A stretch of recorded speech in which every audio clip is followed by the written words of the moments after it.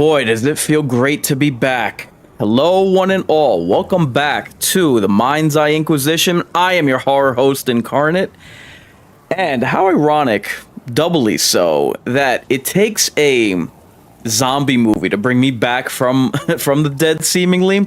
And seemingly also, I was getting the itch. Maybe it's the new year. Maybe it's just been that long since I've done one of these. But regardless, it does feel good to be back. And I gotta be honest, straight up and flat out, it doesn't even feel that long ago that I'm doing a PreCaution and an Aftershock movie preview and reaction video to 28 years later. Like, my God, how time flies. Regardless, I am on my way to the theater, so I figured, what the hell, let's do a pit stop on the old YouTubes and the live streams and the like, and check in with our horror community, horror fans, see how everybody else is doing, and give my thoughts on this film. To me, this is a bit of an odd duck. And let me first give the premise for this film. This film that I thought was a prequel. I thought that this was leading up to the events that we would see in 28 years later, but it actually is a proper sequel and takes place immediately after. So, the premise. 28 years later, the Bone Temple follows 12-year-old Spike as he joins a cannibalistic, Seville-inspired cult led by the charismatic sadist Sir Lord Jimmy Crystal, while Dr. Ian Kelson, Ralph Fiennes, studies an infected alpha named Samson, hoping to find humanity within the rage virus, with both storylines converging in a brutal climax exploring survivor brutality versus the infected's potential for lucidity. And it's that last part that I would like to first touch on. Now, to me, whenever you start dealing with thinking zombies, to me that's such a dead end, pun intended, because it's not interesting. To me, zombies, they just are what they are. I'm not saying that there can't be any room for innovation. I wish we would get that out of Resident Evil, but regardless, I'm not saying that there can't be any novel ideas. In fact, much like slasher films, I am concerned that zombie movies almost hinge on their cliches. There's never any attempt to do anything new. However, you walk a tightrope with genre films for the simple fact that you never want to go too far outside of what makes these movies what they are and supposed to be.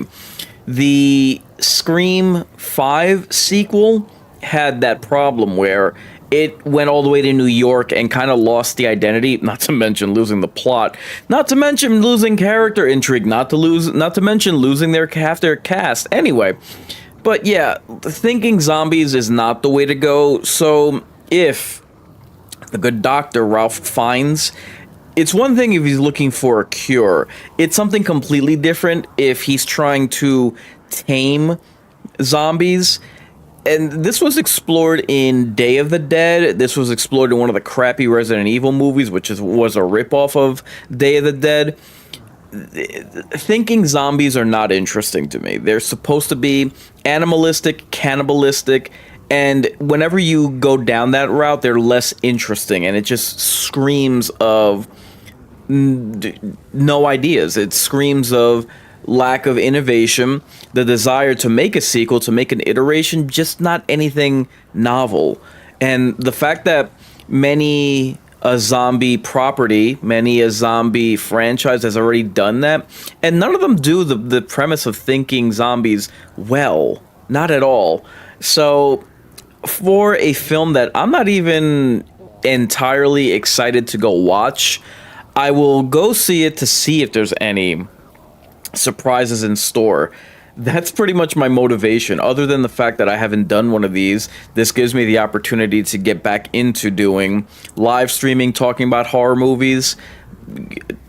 I there's really nothing that the previous film left me with as far as a desire to see more. I was fine with 28 years later.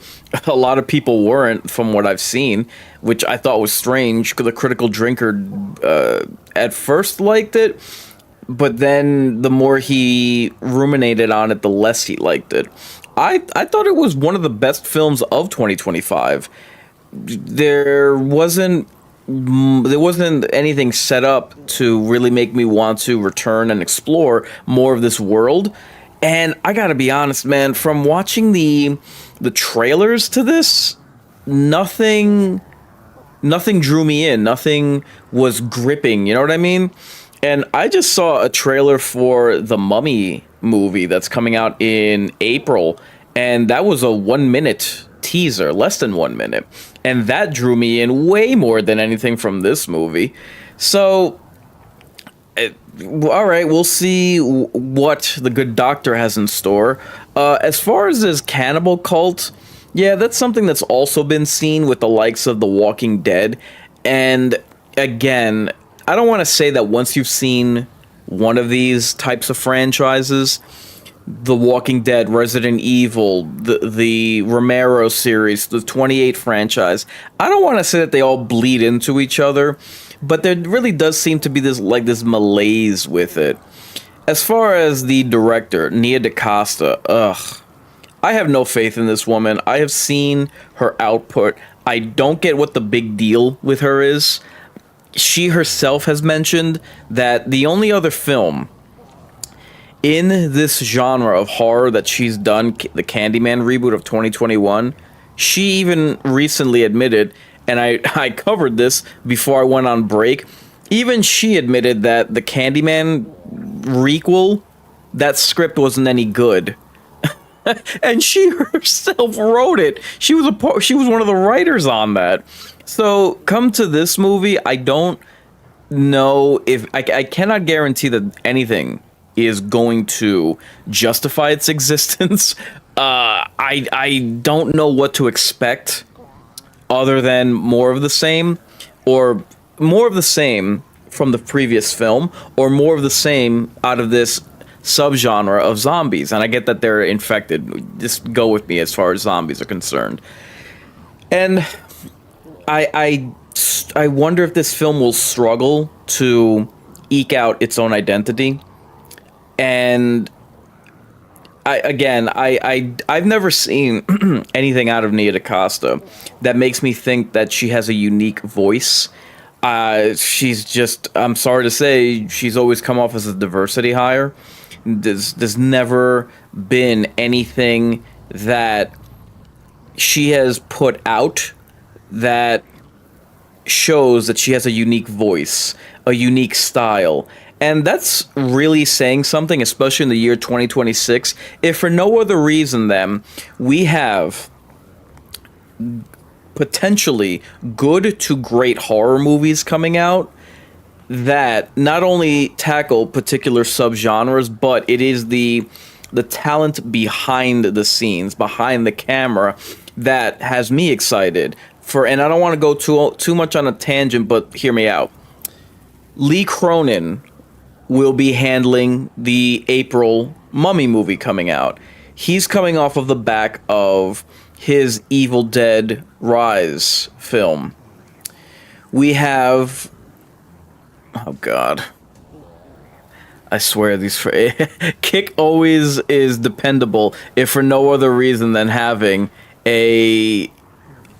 someone spamming the chat. Anyway, like I was saying, we have Robert Eggers coming out fresh off of Nosferatu from 2024. He's going to be coming out with a werewolf movie in December of this year.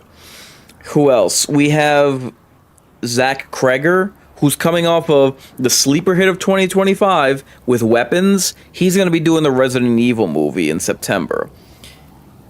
I will be doing a separate video about my preview for 2026. However, again, not just the franchises, not just the subgenres that these directors will be tackling. It's that they're coming off of a momentum, a proven track record. Nia DaCosta, not so much. It's just I remember I didn't know that this film 28 years later was coming out.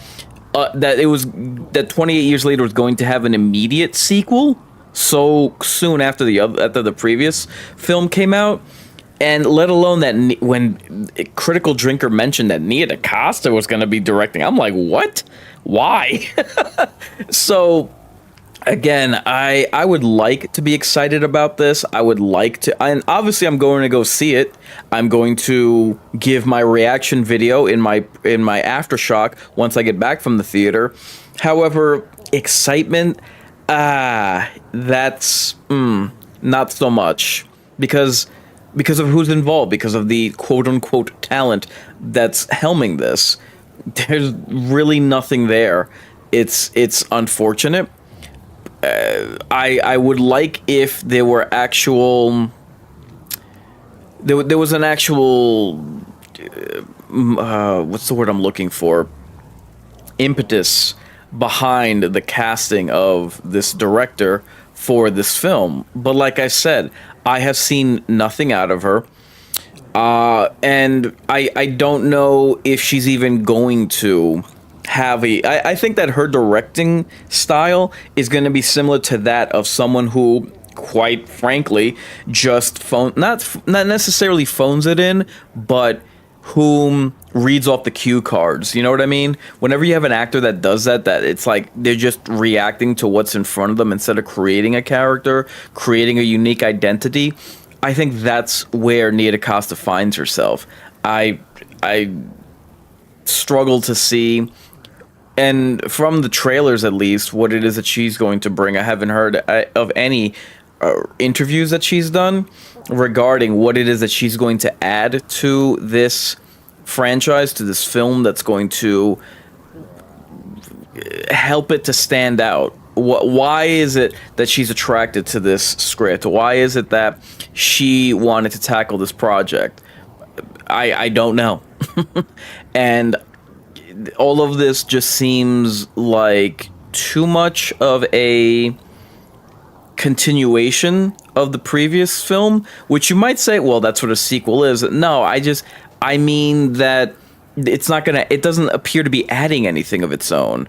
Now, obviously, I went into 28 years later, not knowing what changes were going to have taken place in this world where this virus broke out.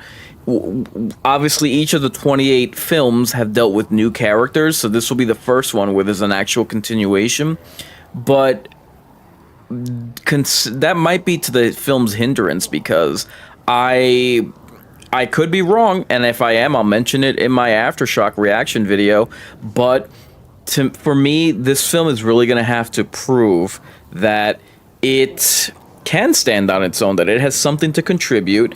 And that's a really tall order for this franchise and for zombie movies in general. And at this juncture, I doubt very much so that Nia DaCosta has what it takes to be able to fulfill either of those obligations. And I say obligations because it really is necessary for this director, who I don't know why she's being like championed as anything or anyone special when really, what have you done?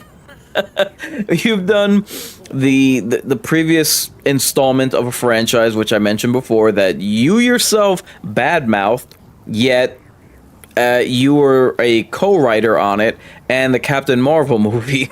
So I will give this film a chance. I will obviously give my reaction video when I return for my Aftershock, which I invite you to take a gander at. And I'm hoping for this. If for no other reason, I'm not a zombie fan, but I like the 28 franchise. You know, I don't hate 28 Days Later, but it's not my cup of tea. I like 28 Weeks Later, and I like 28 Years Later. And I don't want to see. I don't have an axe to grind against Nia DaCosta, but I hope that this turns out good. I don't want to, believe me, I understand when any film gives you the impetus to just like rage on it, but I don't want to do that with this film. But if it's like middle of the road, I'm going to give my honest take on it. So I am heading out to the theater now. When I get back, I do invite you to join me for my Aftershock video, which I will live stream. In addition to that, be sure to check out my 28 years later movie preview in the form of the PreCaution and my Aftershock reaction video. I've been Inkarnate, reminding you, I ain't just a big deal, I'm the real deal.